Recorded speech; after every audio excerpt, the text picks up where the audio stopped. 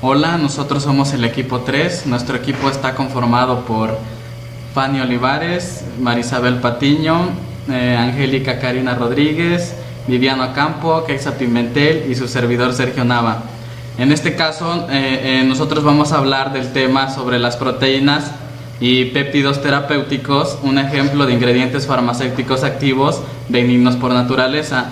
Si bien es cierto, como sabemos, desde hace mucho tiempo se han estado utilizando proteínas y péptidos para uso terapéutico, pero hoy en la actualidad ha tenido un gran auge estas proteínas y péptidos dentro del uso terapéutico, por lo cual hoy en día forman una clase relativamente reciente de ingredientes farmacéuticos activos.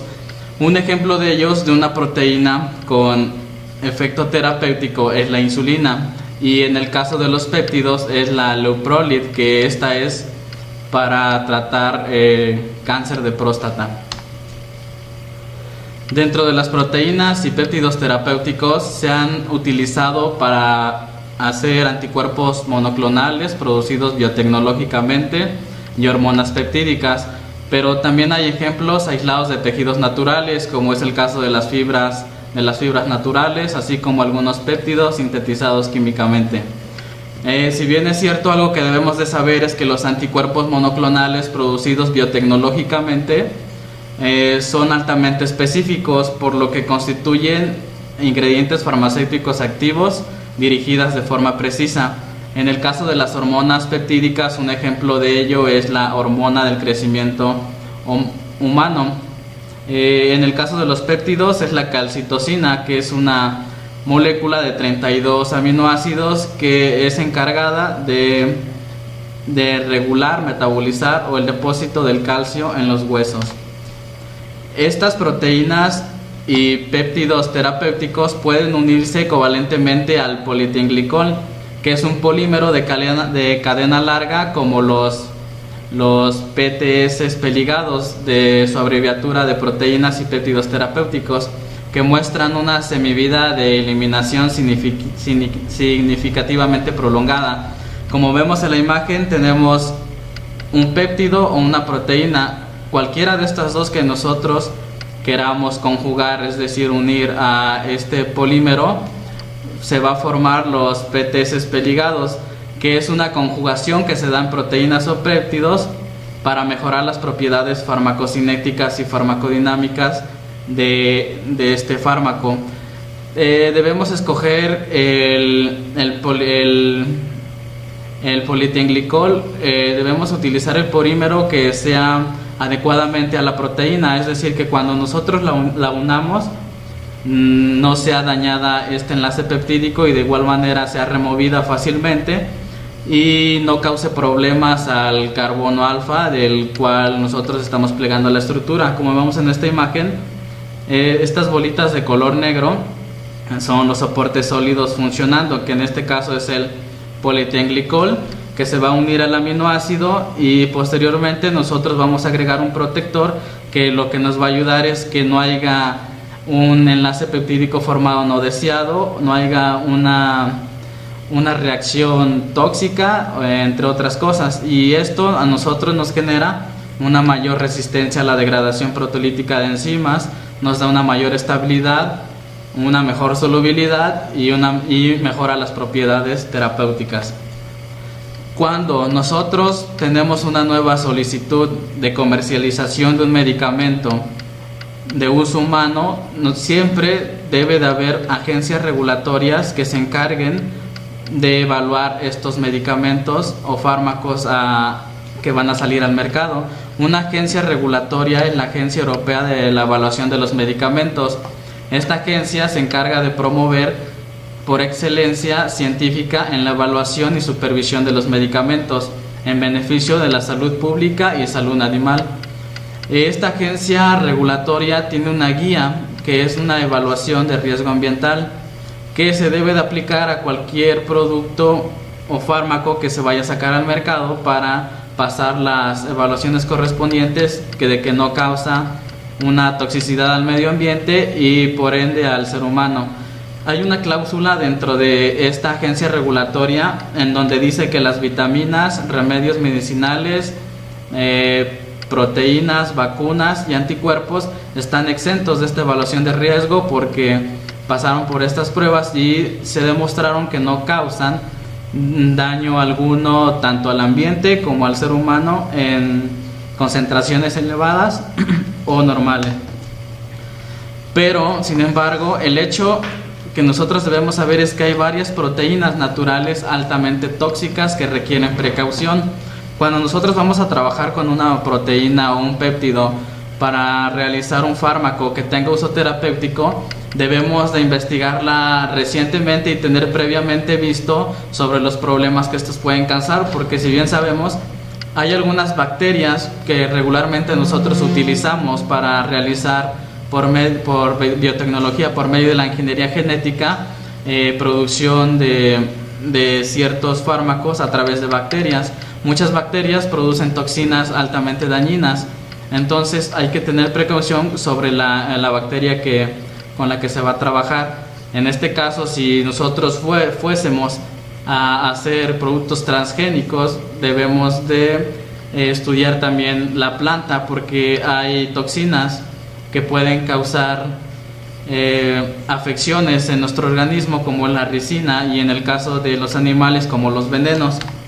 Pero a pesar de lo que les dije de que hay que tener precaución con estas proteínas que causan toxinas altamente dañinas para nuestro organismo, se están desarrollando o ya están en el mercado como ingredientes farmacéuticos activos. Abarcan desde compuestos producidos biotecnológicamente a partir de la ingeniería genética, como lo son el ejemplo de hormonas recombinantes, anticuerpos monoclonales o toxinas botulínicas. En el mercado, a pesar de que, como les comenté, que muchas bacterias, plantas o animales causan ciertas toxinas altamente dañinas para nuestro organismo, si esta se trabaja, se investiga o se produce adecuadamente o se utilizan concentraciones adecuadas, no causan un problema dañino en el organismo, como por ejemplo en el caso del Botox, que es esta toxina botulínica que produce la bacteria Clostridium botulinum. Esta está muy utilizada en el mercado, la hormona del crecimiento o anticuerpos monoclonales que pueden ser usados para el tratamiento de cáncer o artritis reumatoide, entre otras. Bueno, yo les voy a hablar sobre el material y método. Para esto se realizaron ensayos con 8 proteínas y péptidos, los cuales fueron una proteína recombinante a una concentración de 37 gramos mol y 3 anticuerpos monoclonales a una concentración de 150 gramos mol. Una proteína recombinante se obtiene mediante ingeniería genética, al expresar un gen clonado en una especie o en una línea celular diferente a la original. Y los anticuerpos monoclonales son anticuerpos homogéneos producidos por una célula híbrida. Esta célula híbrida se obtiene con un linfocito B y una célula plasmática tumoral. También se utilizó un péptido sintético de 36 aminoácidos, un péptido sintético de 30 aminoácidos en desarrollo. Un péptido sintético es una secuencia de aminoácidos unida por enlaces peptídicos y son péptidos que no se obtienen en la naturaleza. También se utilizaron 2 proteínas y péptidos terapéuticos unidos covalentemente a un polietilenglicol de cadena larga.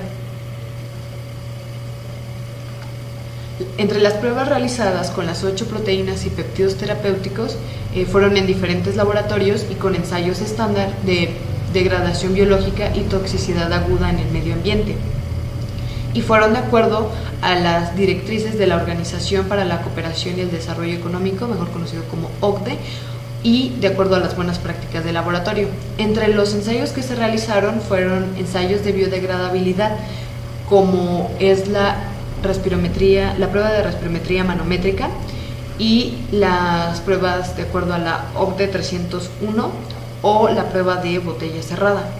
La respirometría manométrica se refiere al consumo de oxígeno, más bien a medir las tasas del consumo de oxígeno. También se realizaron para el medio ambiente la OCDE TG 201 y la OCDE 2016. Estas son pruebas que tienen como propósito determinar los efectos de una sustancia sobre el crecimiento de microalgas de agua dulce o cianobacterias. Y por último se realizaron las pruebas de la OCDE TG 202 y 2004.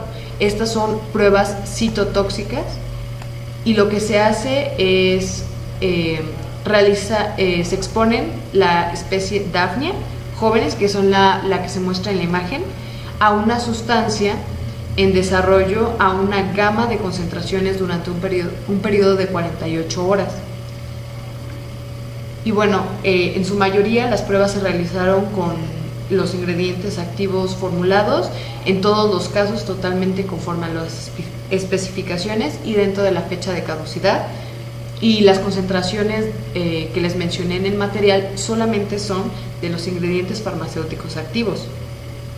Y bueno, en todos estos procesos de biodegradabilidad o biodegradación se tomó en cuenta las propiedades de los excipientes, la concentración de los ingredientes farmacéuticos activos, la demanda teórica, bioquímica o química de oxígeno, como es la THOD, BOD o COD, que son siglas que están en inglés. La COD se refiere a la demanda química de oxígeno, la BOD es la cantidad de oxígeno que se requiere para que las bacterias degraden los componentes orgánicos presentes en agua, como en las aguas residuales, y la THOD se refiere a la cantidad de oxígeno que se requiere para oxidar un compuesto a sus productos finales de oxidación.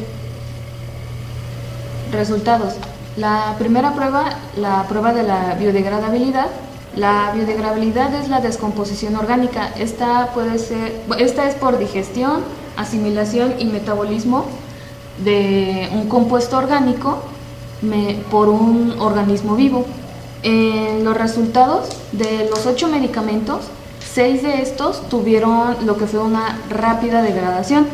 Estos fueron las proteínas puras y los péptidos sintéticos, mientras que los que tuvieron una lenta degradación fueron los 2 medicamentos que están unidos a una cadena de polietilenglicol, que son Pegasis y Mircera.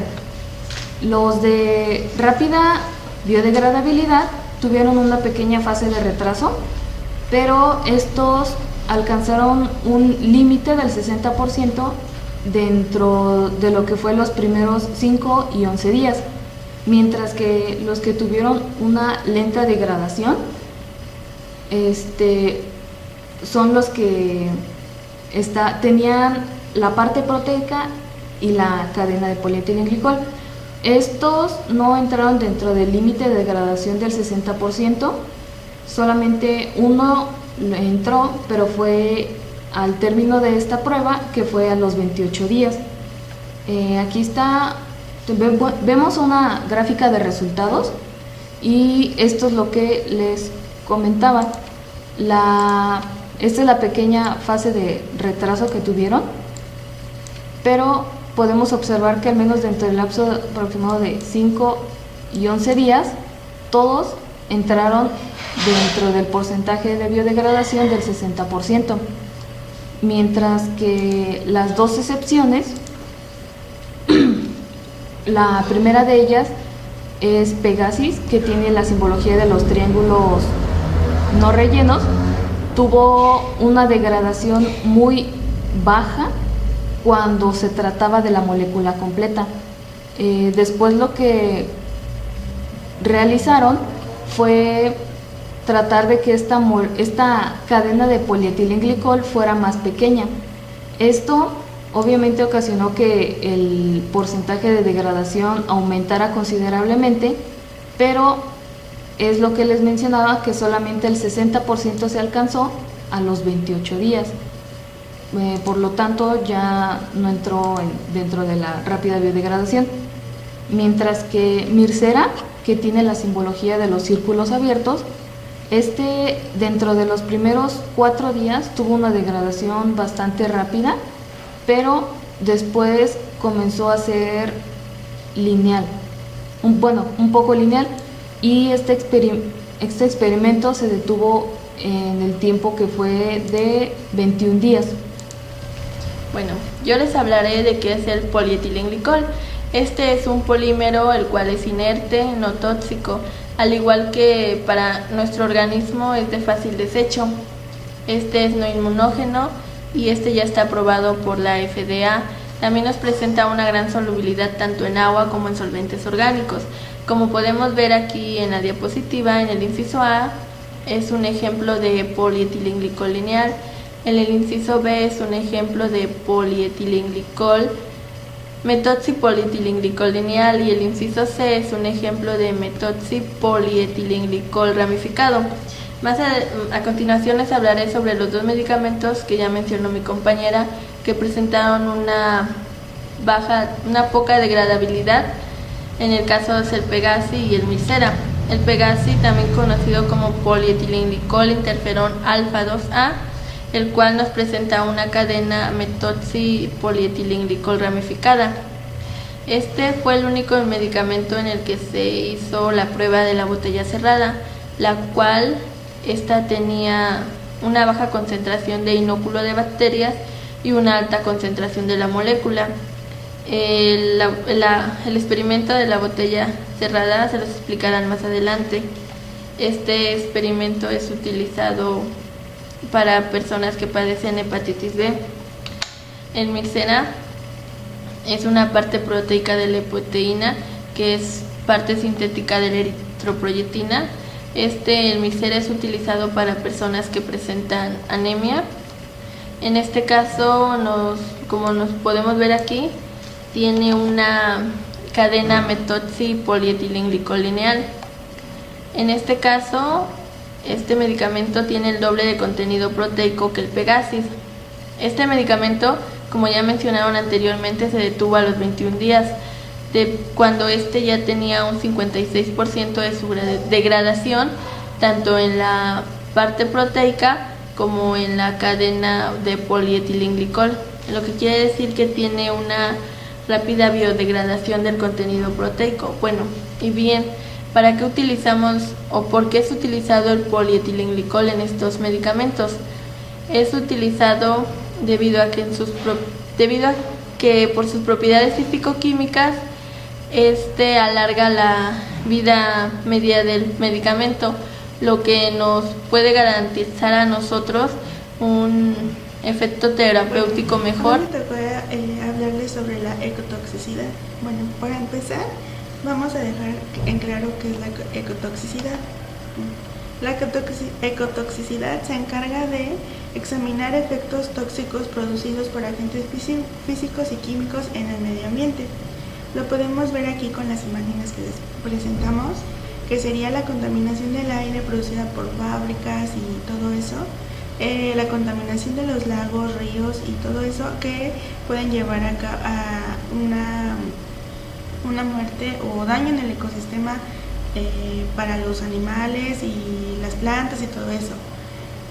También son daños para nosotros, los seres humanos. Bueno, el ensayo habla de el capítulo habla sobre los ensayos a los que fueron expuestos proteínas y péptidos terapéuticos, que lo vamos a agregar como PPT. Bueno, fueron 8 fármacos expuestos a este tipo de prueba. Solamente el ensayo de respirometría ese ensayo fue realizado para los 8 fármacos. En este ensayo trata de evaluar la actividad biológica del lodo activo en su relación con la biomasa, el nivel de contaminación y el agua residual, nitrificación y toxicidad. Nosotros nos vamos a enfocar en un tipo de respirometría, que sería la respirometría manométrica. Ajá. Y esta quiere decir que se refiere a la medición del vacío creado por el consumo de oxígeno causado por la muestra. Y lo que se mide aquí es el C producido que produce, o sea, se mide por alguna forma. Bueno, En este ensayo las partes son el agua residual o cualquier cosa, la botella, la tapa de sello y el son de presión. Los 8 fármacos, que son Actrema, Avastin, Fuseon, Macbel, Misera, Nocercomon, Pegasis y el S30AP-PPT. Todos fueron expuestos a ese ensayo de respirometría, pero solamente uno, que es el Avastin, fue expuesto a un ensayo de botella cerrada, que es el de la siguiente. Y se basa en medir el consumo de oxígeno midiendo la variación de la presión de la botella. La cosa fundamental en este ensayo es que es por presión, o sea, hay demasiada presión, bueno, no demasiada, pero hay más presión que en el otro. Es un ambiente cerrado, pero aparte de ser un ambiente cerrado, tiene presión. Ajá. Lo que mide aquí es la producción de CO2. Lo que se mide en el ensayo de respirometría es la producción de CO2, y lo que se mide en el ensayo de botella cerrada es cuánto consumo de oxígeno hay. Ajá.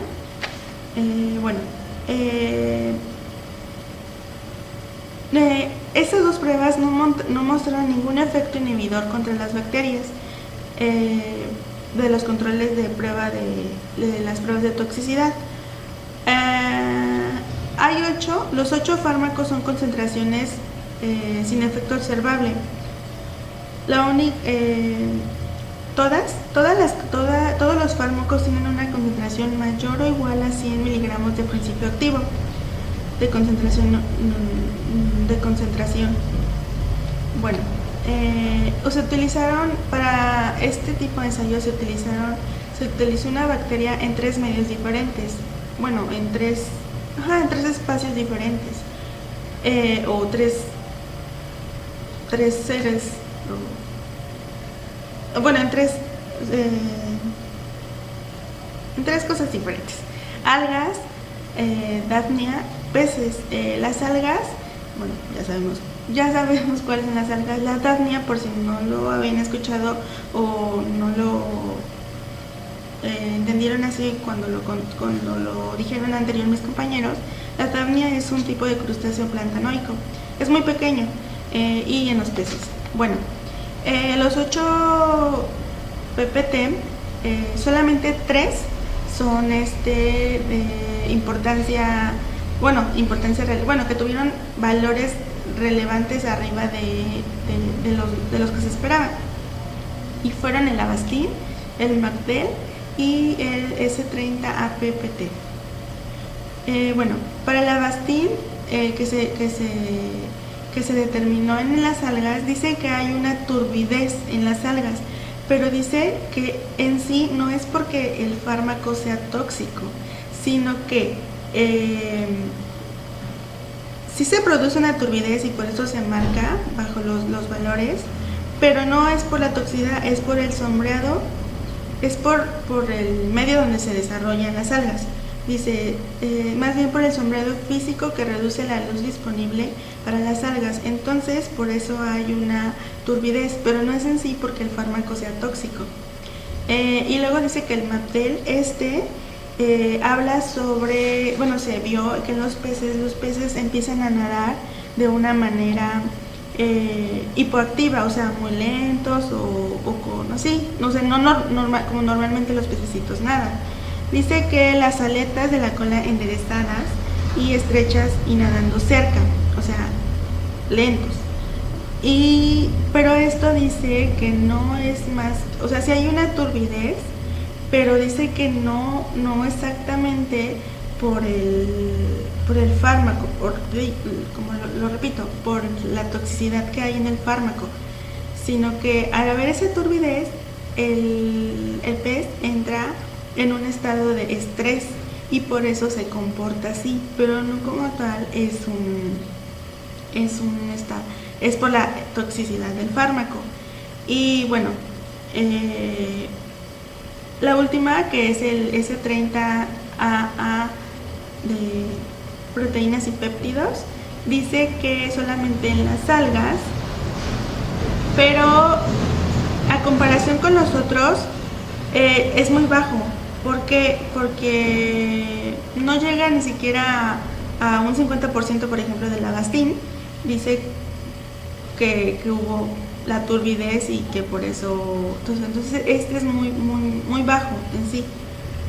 Y como en este ensayo de ecotoxicidad se podría decir que la manera en la que son medidos estos ensayos es porque las algas son muy sensibles. El principio activo no es tan tóxico, sino que las algas son sensibles bueno, es sensible. Y bueno, lo que indica en estas pruebas que no hay un exceso de toxicidad en las muestras, o sea, no arrojó nada más que sean tóxicos. Discusión. Todas las proteínas y péptidos terapéuticos probados aquí no están disponibles para los pacientes por administración oral, ya que se descomponen por catabolismo proteolítico antes de llegar al torrente sanguíneo. Y esto también hace que no sean tóxicos por administración oral. Además, cuando se administra por inyección, se metabolizan extensamente y finalmente se excretan, principalmente como fragmentos no reconocibles o no funcionales. Debido a la descomposición de proteínas en los pacientes, la exposición a estos ingredientes activos, la exposición del medio ambiente a estos ingredientes activos es muy baja. De las 8 proteínas y péptidos terapéuticos, 4 son producidas biotecnológicamente. 2 son proteínas covalentemente unidas a una cadena larga de polietilenglicol y 2 son péptidos sintéticos. Y solo 6 de estos 8 PPTs, es decir, proteínas y péptidos terapéuticos, alcanzaron la plena biodegradabilidad. Se considera que los 2 compuestos unidos a una cadena larga de polietilenglicol han alcanzado el nivel de paso de biodegradación, al menos para el resto de la proteína activa, pero ambos fallaron en el criterio de 10 días. El proceso de unir proteínas y péptidos terapéuticos con una cadena larga de polietilenglicol se ha desarrollado específicamente para aplicaciones médicas porque extiende fuertemente la semivida de eliminación humana, retrasando la metabolización enzimática y la excreción urinaria, y esto hace que el efecto terapéutico sea más eficaz, porque como ya habíamos dicho, por sí solas las proteínas y los péptidos se degradan por catabolismo proteolítico antes de llegar al torrente sanguíneo. Entonces, al estar unidos a una cadena larga de polietilenglicol, hace que este se mantenga dentro de nosotros y cumpla con su efecto terapéutico. Bueno, ninguno de los ingredientes activos o formulaciones totales causó ninguna inhibición de las bacterias de lodos activados en los controles de toxicidad de la biodegradación. Por lo tanto, se espera una biodegradación muy alta en las obras de alcantarillado y en particular no se supone ningún efecto tóxico para el tratamiento de aguas residuales. Los datos de ecotoxicidad, agua disponible, sugieren que no hay exceso de toxicidad de las 8 proteínas y péptidos terapéuticos probados, tanto para algas, en el que se hicieron 7 pruebas, de las dafnias, que se hicieron 7 pruebas, y pescados se hicieron 4 pruebas. En vista de la falta de biodisponibilidad oral en pacientes humanos, 4 pruebas en peces se consideraron suficientes como pruebas de concepto. Una concentración sin efecto observable, es decir, NOC, de algas ligeramente inferior, fue probablemente causada por una menor disponibilidad de luz debido a la turbidez que había en el medio en el que se encontraban los peces. Un segundo mostró toxicidad en algas con una baja concentración sin efecto observable, pero una curva dosis-respuesta plana y consistentemente menos del 20% de inhibición de la tasa de crecimiento. Es decir, cuando rebasa el 20%, esta se le considera tóxico. Y bueno, llegó a un 17.5% y mostró efectos, pero no se considera tóxico. Aún así, incluso una concentración sin efecto observable de 6.1 miligramos sobre litros en algas no sería muy tóxico. Por lo tanto, tomando en cuenta las concentraciones aplicadas y los efectos observados, porque sí los hay, no existe o hay una preocupación muy pequeña en cuanto a la ecotoxicidad de las proteínas y péptidos ensayados. Por otra parte, las algas parecen ser los organismos más sensibles en este conjunto de prueba, con proteínas y péptidos terapéuticos, que es comparable a los hallazgos de principios activos regulares, y donde las algas o las dafnias fueron las más sensibles en el 80% de los casos. Bien, en conclusión, como se habló a lo largo de este tema, las proteínas y péptidos han sido utilizadas durante mucho tiempo para realizar o diseñar, investigar y producir estos fármacos, pero ahora estas proteínas y péptidos han sido utilizadas como ingredientes farmacéuticos activos. Esto porque tienen una tasa de excreción muy baja como tal, esto debido al metabolismo extenso que tienen estas proteínas y péptidos sintetizadas.